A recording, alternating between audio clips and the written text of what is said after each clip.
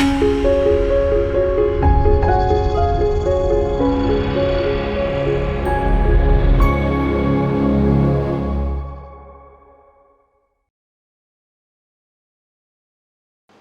Welcome to are voice. నేను journalist నవత. గుంటూరు కనిపించని మెసేజ్లు, కనిపిస్తున్న గ్యాప్. ఆంధ్రప్రదేశ్లోని గుంటూరు జిల్లా మంగళగిరి దగ్గర ఉన్న ఎస్ఆర్ఎం యూనివర్సిటీ క్లాసులు జరుగుతున్నాయి. కారిడార్లు నిశ్శబ్దంగా ఉన్నాయి. అదే సమయంలో ఒక ఫిర్యాదు బయటపడింది. ఎకనామిక్స్ విభాగానికి చెందిన ఫ్యాకల్టీ ఉబైద్ ముస్తాక్ సహోద్యోగి లైంగిక వేధింపుల ఆరోపణలు చేసింది. మళ్ళీ సంప్రదించడం, ఇంటికి రావాలని ఒత్తిడి, వద్దు అన్న తర్వాత కూడా ఆగని ప్రయత్నం, డిజిటల్ చాట్లు ప్రధానంగా ఉన్నాయని ఆరోపణ. చదివిన వెంటనే మాయమయ్యే మెసేజ్లు, అంటే సాక్ష్యం దొరకదనే ధైర్యంతో సాగిస్తున్న వ్యూహం. ఇది కేవలం వేధింపు కాదు, పక్కా ప్లాన్తో ఆరోపణల ట్రేస్ లేకుండా చేస్తున్న క్రిమినల్ మైండ్ సెట్. సంభాషణలు జరిగాయని ఆరోపణ ఉంది, కానీ సాక్ష్యం నిలిచే విధంగా వెంటనే అందుబాటులో లేదు. పెడిక కానీ పోలీస్ స్టేషన్లో కేసు నమోదు, ఎఫ్ఐఆర్ ఉంది, కానీ పూర్తి వివరాలు ఇంకా బయటకు రాలేదు. నిందితుడు ఉబైద్ ముస్తాక్ అందుబాటులో లేడని సమాచారం. పోలీసులు గాలింపు చేస్తున్నారు. అరెస్ట్ అయిందా లేదా స్పష్టత లేదు. డివైసులు కీలకం. ఫోను, ల్యాప్టాప్ స్వాధీనమైతేనే అసలు వికృత రూపం బయటపడుతుంది. యూనివర్సిటీ స్పందించింది. హెచ్ఓడి పదవి నుంచి తొలగించారు. ఐసీసీ విచారణ ప్రారంభించింది. కానీ మరో ప్రశ్న అలాగే ఉంది. ముందే ఫిర్యాదు చేసిన డీన్ ఎందుకు మౌనంగా ఉన్నారు? స్పందనలో ఈ జాప్యం ఎవరి కోసం? బాధితురాలి గొంతు విప్పేదాకా ఎందుకు వేచి చూశారు? ఇక్కడ ఇంకో కోణం కనిపిస్తుంది.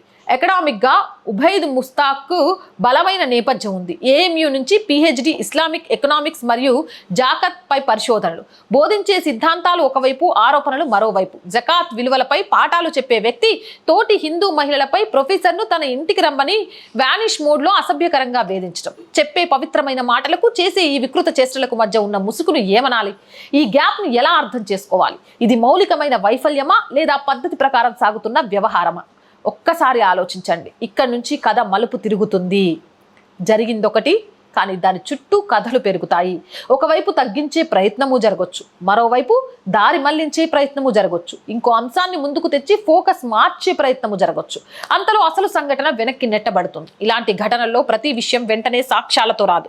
కొన్ని విషయాలు ముందుగా అనుభవాలుగా వినిపిస్తాయి, తర్వాతే అవి కేసులుగా బయటపడతాయి. అవునంటారా కాదంటారా? ఇక్కడ మరో వాదన కూడా వినిపిస్తోంది. అదేంటో తెలుసా? ఇది ఒక్క కేసు కాదు అని కొందరు చెబుతున్నారు. TCS case, Guntur minor video వ్యవహారం, ఇలా వేర్వేరు ఘటనలు కలిపి చూస్తున్నారు. ఒక నిర్దిష్ట వర్గాన్ని టార్గెట్ చేస్తున్నారా అన్న ప్రశ్న లేవనెత్తుతున్నారు. ఇది నిర్ధారించబడిన విషయం కాదు, కానీ పూర్తిగా నిర్లక్ష్యం చేయలేని చర్చగా మారింది. ఇప్పుడు ఈ కేసు ఎక్కడుంది అనుకుంటున్నారా? కేసు ఉంది, దర్యాప్తు ఉంది, కానీ నిరూపణ ఇంకా లేదు.